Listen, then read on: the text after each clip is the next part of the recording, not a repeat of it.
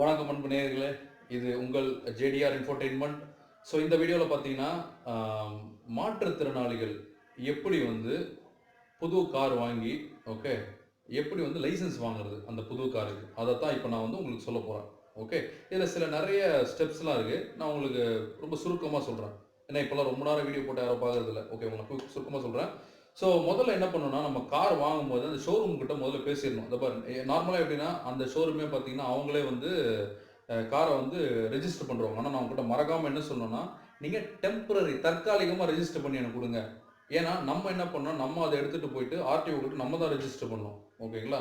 So அவங்ககிட்ட என்ன பண்ணணும்னா, தேவையான டாக்குமெண்ட்ஸ்லாம் கொடுத்துட்டு அவங்ககிட்ட என்ன சொல்லணும், நீங்கள் டெம்பரரி ரெஜிஸ்டர் பண்ணி என்கிட்ட கொடுத்துருங்கன்னு. நம்ம என்ன பண்ணணும், இதுக்கிட்ட சில டாக்குமெண்ட்ஸ்லாம் ரெடியாக வச்சுக்கணும்.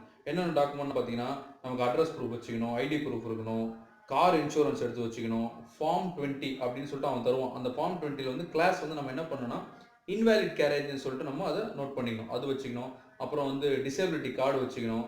அப்புறம் டிசேபிலிட்டி டிரைவிங் அந்த சர்டிஃபிகேட் ஒன்று கவர்மெண்ட் ஆஃபீஸர் வந்து அஃபிக்ஸ் பண்ணி கொடுப்பாங்க. ஃபார் எக்ஸாம்பிள் உங்களுக்கு வந்து 80% டிசபிலிட்டி, இதெல்லாம் சென்னையில் பார்த்தீங்கன்னா மெயினாக வந்து கேகே நகரில் கிடைக்கும். பட் அதர் ஸ்டேட்லாம் பார்த்தீங்கன்னா நீங்கள் கூகுள் பண்ணி தெரிஞ்சுக்கங்க. மெயினாக அந்த கவர்மெண்ட் ஆஃப் ரீஹாபிலிட்டேஷன் சென்டர்னு இருக்கும். ஸோ அங்கே தான் இதெல்லாம் உங்களுக்கு கிடைக்கும்.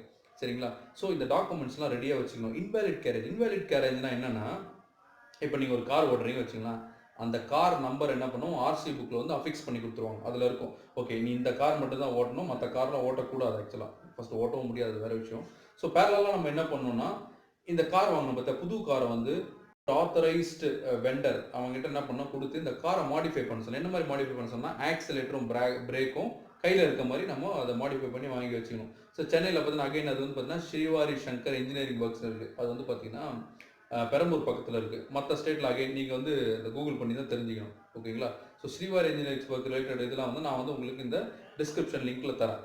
ஸோ நம்ம என்ன பண்ணோம், ஒன்ஸ் இந்த டாக்குமெண்ட்ஸ்லாம் ரெடி ஆயிடுச்சுன்னா நீங்கள் என்ன பண்ணணும்னா, உங்கள் ஆர்டிஓ, உங்கள் ஏரியாவுக்கான ஆர்டிஓ இருப்பாங்களா, அவங்க கிட்ட போகணும். அந்த ஆர்டிஓ கிட்ட போனால் அவங்க என்ன பண்ணுவாங்கன்னா, உங்களுக்கு வந்து ஒரு இன்ஸ்பெக்டர் அசைன் பண்ணுவான். அந்த இன்ஸ்பெக்டர் என்ன பண்ணுவார்னா, ஃபர்ஸ்ட் வந்து உங்கள் கார்லாம் அப்படியே இன்ஸ்பெக்ட் பண்ணுவார். ஓகே, கரெக்டாக அவங்க ஒரு ஸ்பெசிஃபிகேஷன் வச்சிருப்பான். அந்த கார் அதுக்கேற்ற மாதிரி அவங்க வந்து மாடிஃபை பண்ணியிருக்காங்களான்னு பார்ப்பாங்க. ஸோ ஒன்ஸ் எவ்ரிதிங் குட்னா அவங்க என்ன பண்ணுவோம், அப்ரூவ் பண்ணிவிடுவோம். அப்ரூவ் பண்ண உடனே இவங்க என்ன பண்ணுவோம்னா, நம்ம என்ன பண்ணோம், ஜஸ்ட் ஒரு 120 ருபீஸ் தாங்க. அந்த 120 ருபீஸ் கொடுத்து நீங்கள் என்ன பண்ணால் காரை ரெஜிஸ்டர் பண்ணிடலாம். இதை தான் செல்ஃப் ரெஜிஸ்ட்ரேஷன் ஆஸ் இன்வேலிட் கேரேஜ்னு சொல்லுவாங்க. ஒன்ஸ் கார் ரெஜிஸ்டர் ஆயிடுச்சுனாலே உங்களுக்கு 100% ரோட் டேக்ஸ் எக்ஸம்ஷன் கிடைக்குங்க. இன்கேஸ் அந்த ஆர்டிஓ மறந்துட்டா கூட நீங்கள் அவருக்கு சொல்லுங்கள், இந்த மாதிரி 100% அவர் கண்டிப்பாக அவரே கொடுத்துருவார் உங்களுக்கு. இதெல்லாம் முடிஞ்சிச்சுன்னா ரொம்ப சிம்பிளாக முடிஞ்சிச்சுன்னா, முன்னெல்லாம் பார்த்தீங்கன்னா ரொம்ப கஷ்டம், லைசன்ஸ் கிடைக்கிறதே ரொம்ப கஷ்டம். இப்போ வந்து ரொம்ப சிம்பிளாகிட்டாங்க. ஓகே, அதுக்கப்புறம் என்ன பண்ணோம்னா, நம்ம லேர்னர்ஸ் லைசன்ஸ் வந்து மற்றவங்க மாதிரி தாங்க. நார்மலாக இருக்கிறவங்க எப்படி அப்ளை பண்ணுவாங்க, அதேமாதிரி ஆன்லைனில் அப்ளை பண்ணணும், ஃபீஸ் கட்டணும், ஃபீஸ் பே பண்ணணும். பே பண்ணிட்டீங்கன்னா ஒன்று நீங்கள் ஆர்டிஓ போகும்போது வழக்கம் போல் என்ன பண்ணணும்னா, ஒரிஜினல் ஆர்சி புக் கொண்டு போகணும். அதுக்கப்புறம் டிசேபிலிட்டி ஐடி கார்டு, அப்புறம் அந்த டிரைவிங் எபிலிட்டி அந்த ஒரு சர்டிஃபிகேட் இருக்குது, கவர்மெண்ட் ஆத்தரைஸ், அதுவும் எடுத்துகிட்டு போங்க. எடுத்துகிட்டு போனீங்கன்னா ஃபோட்டோ எடுத்து உங்களுக்கு அந்த கொஞ்ச நேரத்தில் நீங்கள் டவுன்லோட் பண்ணிக்கலாம். இல்லை அதுக்கப்புறம் என்ன பண்ணணும், நீங்கள் ஓட்ட கற்றுக்கணும். ஓகே, ஓட்ட கற்றுக்கிட்டு அந்த இவரே சொல்லிக் கொடுப்பார் உங்களுக்கு, யார் மாடிஃபை பண்ணுறாரோ அவரே உங்களுக்கு சொல்லிக் கொடுத்துருவார்.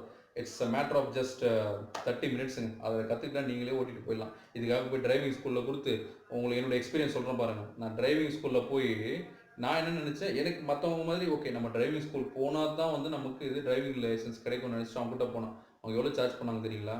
யூ ஓன்ட் பிலீவ், 12,000 ருபீஸ் கேட்டான். எனக்கு என்னன்னா, I was about to pay through GPay. நான் ஜிபேல பே பண்ணலான்னு வரும்போது திடீர்னு எனக்கு ஒரு தாட்டு. ஏன்னா என்னுடைய ஸ்ரீவாரி சங்கர் ஏற்கனவே சொல்லியிருக்காரு, அந்த மாதிரிலாம் போகக்கூடாது. உடனே அவர் கால் பண்ணி கேட்டோன்னா அவர் ஆக்சுவலாக திட்டினாருங்க, எதுக்காக நீங்கள் இதெல்லாம் போய் கேட்குறீங்கன்னு. ஸோ நான் என்ன பண்ண, உடனே அதை ஸ்டாப் பண்ணிவிட்டு, அந்த டிரைவிங் ஸ்கூலில் என்ன பண்ண ஸ்டாப் பண்ணிவிட்டு நான் என்ன பண்ணேன், டேரெக்டாக ஆர்டிஓ கிட்ட போயிட்டாங்க. எல்லாத்தையும் எடுத்துகிட்டு போயிட்டு எடுத்தோன்னா அங்கே போனால் ஜஸ்ட் 120 ருபீஸ் தான் அதை ரெஜிஸ்டர் பண்ணுறது. அதோடு முடிஞ்சுது. ஓகே, ஸோ இந்த மாதிரி okay, again coming back to the learners licence கிடச்சிரும். ஒரு வாரம் வெயிட் பண்ணுங்கள். ஓகே, சாரி 1 மந்த் வெயிட் பண்ணுங்கள். 1 மந்த் வெயிட் பண்ண பிறகு அதே போல் சேம் ப்ராசஸ்ஸுங்க. ஆன்லைனில் அப்ளை பண்ணுங்கள். அது எல்லாமே கேட்கும். அதெல்லாம் பிரிண்ட் அவுட் எடுத்துக்கங்க. எல்லாத்தையும் பிரிண்ட் அவுட் எடுத்துகிட்டு அந்த இன்ஸ்பெக்டரை போய் பாருங்கள். ஓகே, அந்த இன்ஸ்பெக்டர் பார்த்தீங்கன்னா அவர் என்ன பண்ணுவார், ஜஸ்ட் உங்களை ட்ரைவ் பண்ண சொல்லிட்டு பார்ப்பார், எப்படி நீங்கள் ட்ரைவ் பண்ணுறீங்க. எல்லாம் த்ரூ ஆச்சுன்னா சிம்பிள், ஃபோட்டோ எடுப்பாங்க. உங்களுக்கு அப்போவே டிரைவிங் லைசன்ஸ் கிடச்சிறாங்க. One of the happiest moment எனக்கு கிடைக்கும் போது. ஓகே, ஸோ எவ்வளோ சிம்பிள் ஆயிடுச்சு பார்த்தீங்களா? ஒன்று அகைன் நான் இதை முடிக்கிறதுக்கு முன்னாடி என்ன சொல்கிறேன்னா, யாரையுமே எந்த டிரைவிங் ஸ்கூலும் போகவே போகாதீங்க. ரொம்ப ரொம்ப சிம்பிளுங்க. ஆல்மோஸ்ட் நான் ஒரு 11 இயர்ஸாக ஓட்டிகிட்ருக்கேன். ஓகே, என்னுடைய எப்படி இந்த கார் எப்படி இருக்கும், மாடிஃபை பண்ணது எப்படி இருக்கும், இதை எப்படி ஓட்டுறது அதெல்லாம் பார்க்கணுன்னா அதை நான் ஓட்டி காமிச்சிருக்கேன் இன்னொரு வீடியோவில். அது இங்கிலீஷில் தான் இருக்கும். பட் எனிவே அது ப்ராக்டிக்கல் தான், உங்களுக்கு பார்த்தாலே புரியும். அதை நான் என்ன பண்ணுறேன், டிஸ்கிரிப்ஷன் லிங்க்கில் கொடுத்துட்றேன். ஓகேங்களா? அதை பாருங்கள், ட்ரைவ் பண்ணுங்கள். ட்ரைவ் பண்ணால் தான் உங்களுக்கு ஒன் வே ஆஃப் ஒரு செல்ஃப் மோட்டிவேஷன். உங்களுக்கே வந்து அந்த தைரியம் கிடைச்சிடும். ஓகே, ஸோ இந்த வீடியோ உங்களுக்கு பிடிச்சிருக்கும்னு நினைக்கிறேன். ஜேடிஆர் இன்ஃபோடெயின்மெண்ட் இதை சப்ஸ்கிரைப் பண்ணுங்கள். ஓகே, நிறைய யூஸ்ஃபுல் இன்ஃபர்மேஷன் நிறைய பிளான் பண்ணி வச்சுருக்கேன். உங்கள் சப்போர்ட் இருந்தால் தான் என்னால் போட முடியும். Please do subscribe. Until then, இது உங்கள் ஜேடிஆர். வணக்கம்.